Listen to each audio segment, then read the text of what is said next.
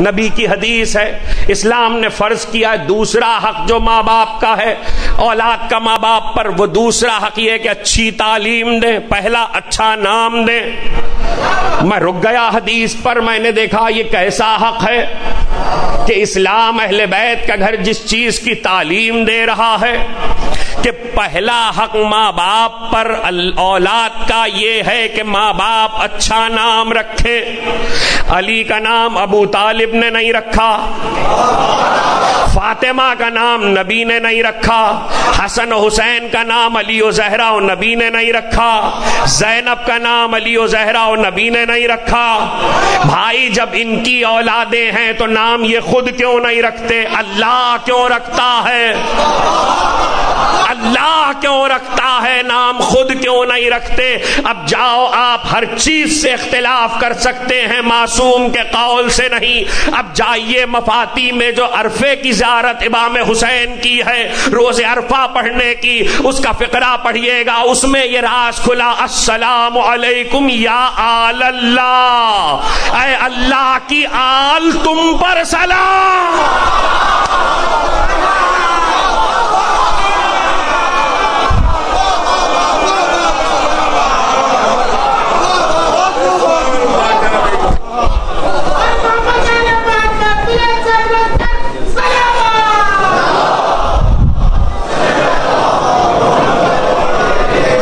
جتنا کہہ رہا ہوں اتنے کا ذمہ دار ہوں، جو کوئی سمجھ رہا ہے اس کا میں بالکل ذمہ دار نہیں ہوں.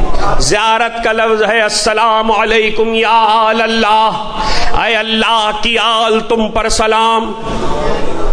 اس لیے چونکہ آل اللہ قرار دیا اس لیے نام بھی وہ رکھتا ہے. پیدائش کے بعد دنیا میں آنے کے بعد دوسرا بڑا فرض جو ہے وہ ایک ایسا ہے جو آپ کے لیے بھی ہے، سب کے لیے ہے. اور نہیں، تعلیم تو فرض ہے لیکن ایک اور فرض بیچ میں ہے جو ماں باپ پر فرض ہے، وہ ہے عقیقہ. عقیقے کا حکم یہ ہے، اور بڑی شد و مت کے ساتھ. ابھی اگر میں گنوانا شروع کروں اہل بیت کے گھر کے عقیقے تو گھنٹے سے اوپر کی تقریر صرف اس موضوع پر ہو سکتی ہے کہ اہل بیت کے گھر میں کس کے عقیقے کس طرح ہوئے. اور یہ بھی میں آپ کو بتا دوں کہ بچے کی پیدائش پر عقیقہ کرنا 5 ولیمے ہیں. اسلام میں 5 ولیمے ہیں. ایک ولیمہ عقیقے کا ہے، ابھی پچھلے دنوں 13 رجب کی کسی تقریر میں تفصیل بیان کر چکا، یہاں وہ ساری باتیں نہیں کرنی، لیکن بات آ گئی اس لیے اشارہ کر رہا ہوں. ایک ولیمہ کہتے ہیں پورے کھانے کو، پورا کھانا جس میں کھانے کے تمام انواع و اقسام جو اس عہد کے ہوں وہ رائج ہوں وہ پیش کیے جائیں. پورا کھانا ولیمہ کہلاتا ہے. 5 ہیں ولیمے. گھر بنانے کا، بچے کی نیا گھر بنایا، اسلام کہتا ولیمہ کرو، مومنوں کو کھانا کھلاؤ.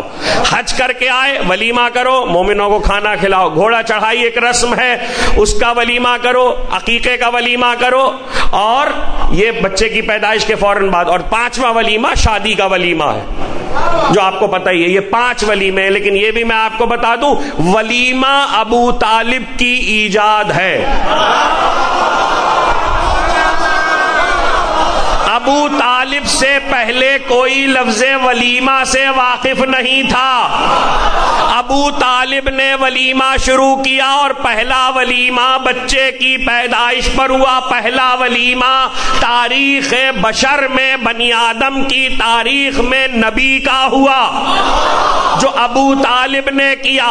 اور یہ یاد رکھیے گا اس جملے کی قیمت دنیا میں کوئی ادا نہیں کر سکتا کہ نبی کا ولیمہ ابو طالب نے کیا تھا تو پھر ابو طالب کی نسل میں سب کا ولیمہ نبی نے کیا.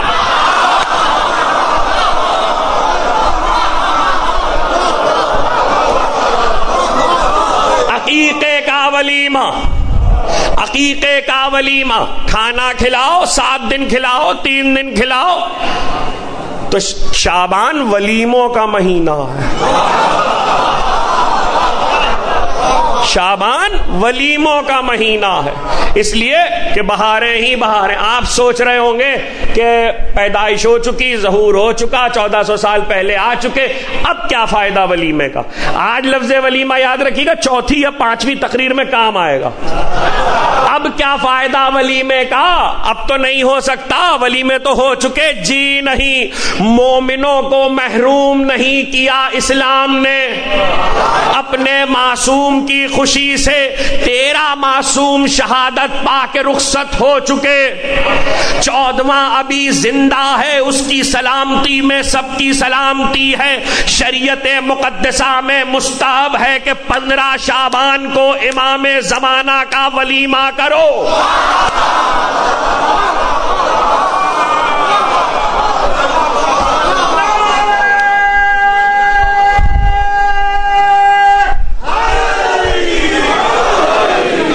تفصیل جب امام پہ گفتگو ہوگی تب عرض کریں گے۔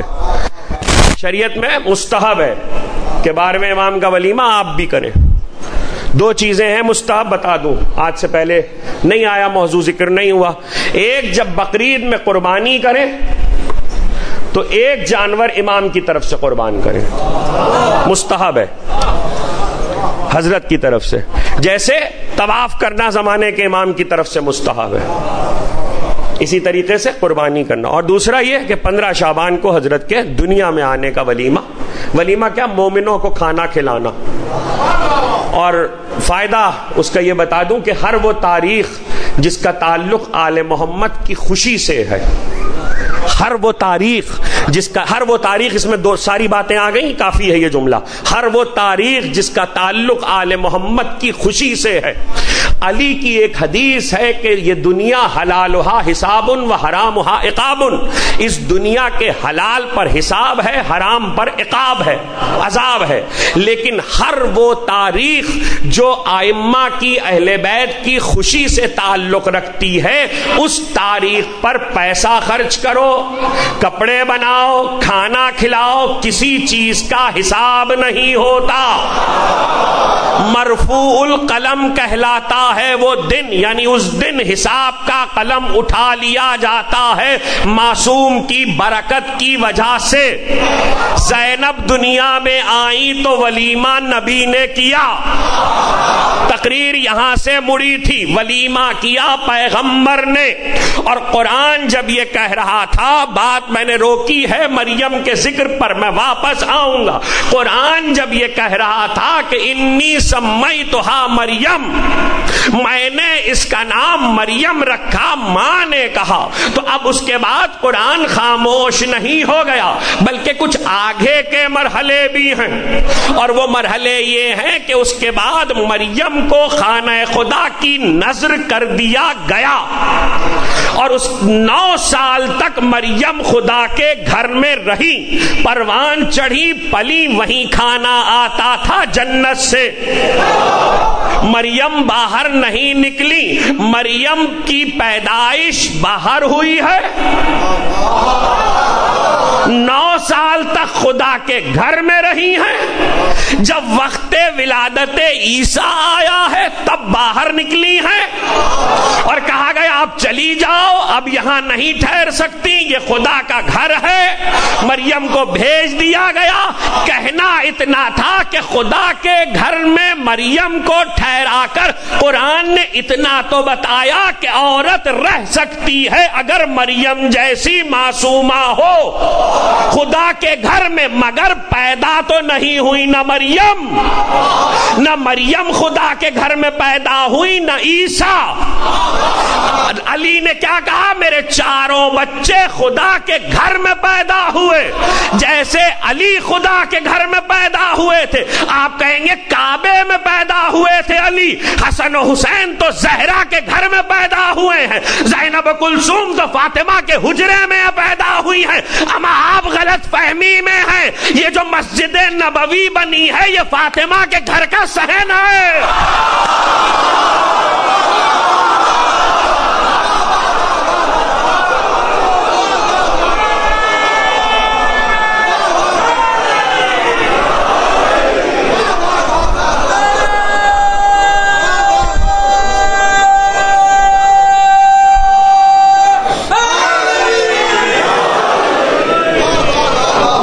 سیدہ کے گھر کا آنگن ہے مسجد، مسجد میں زہرا کا گھر نہیں بنا ہے، زہرا کے گھر کے آنگن میں خدا کے گھر مسجد بنی ہے، خدا کا گھر، یہ خدا کا گھر زہرا کے گھر کا آنگن ہے، اس لیے زہرا رہتی بھی خدا کے گھر میں ہے، بچے آئے بھی خدا کے گھر میں ہیں، علی کی اولاد بھی علی کی طرح خدا کے گھر میں آئی ہے، تبھی تو نبی نے سب کے دروازے بند کر دیے، تبھی نبی نے سب کے دروازے بند کر دیے، جتنے گھر مسجد میں بنے تھے ان کے دروازے بند کر دیے، جس گھر میں مسجد بنی تھی وہ دروازہ کھلا رہا، تاکہ کہیں ایسا نہ ہو کہ اگر اوروں کے دروازے کھلے رہے تو کل کوئی بچہ لے کر آ جائے گا میری اولاد بھی خدا کے گھر میں آئی۔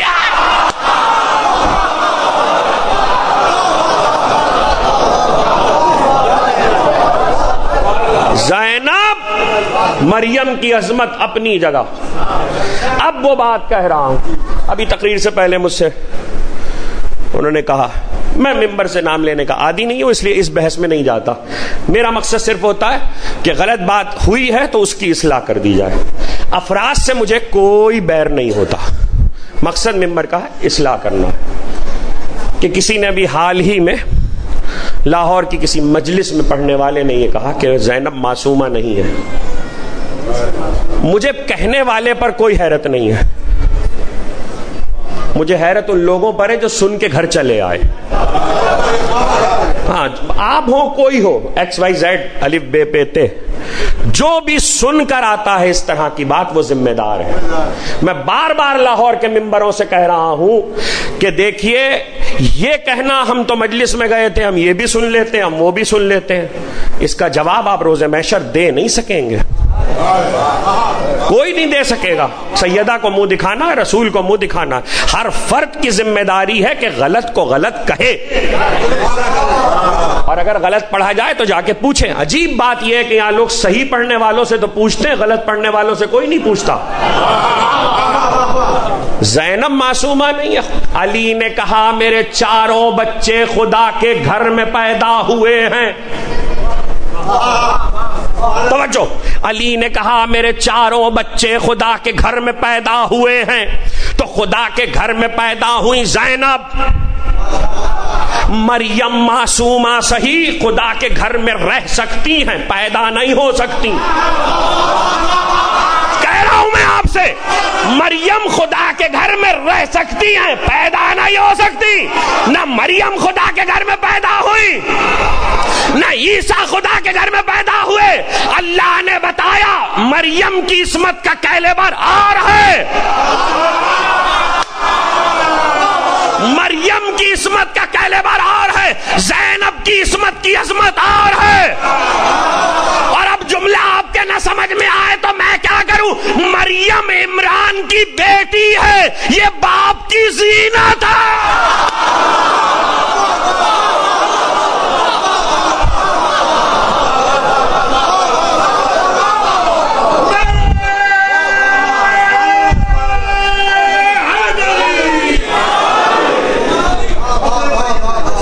دیکھیے میں ابھی حیات پہ تو نہیں آیا، وقت ہوا تو آ جاؤں گا، لیکن ابھی عظمت پہ گفتگو ہے۔ ایک دلیل میں نے آپ کو دے دی قرآن سے اور حدیث سے، دوسری دلیل خدا نے نام رکھا زینب،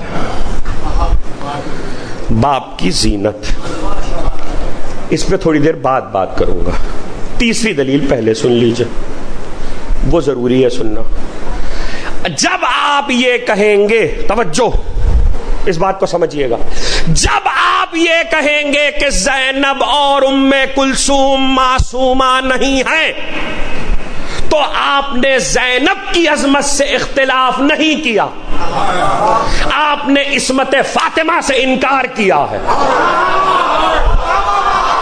سمجھے اس بات کو میں کیا کہہ رہا ہوں؟ جب آپ کہیں گے کہ زینب معصومہ نہیں ہے تو اس کا مطلب ہے آپ نے فاطمہ کی عصمت سے انکار کیا ہے، اس لیے کہ فاطمہ کی آغوش کا کیلیبر یہ ہے کہ غیر معصوم پلتا ہی نہیں ہے۔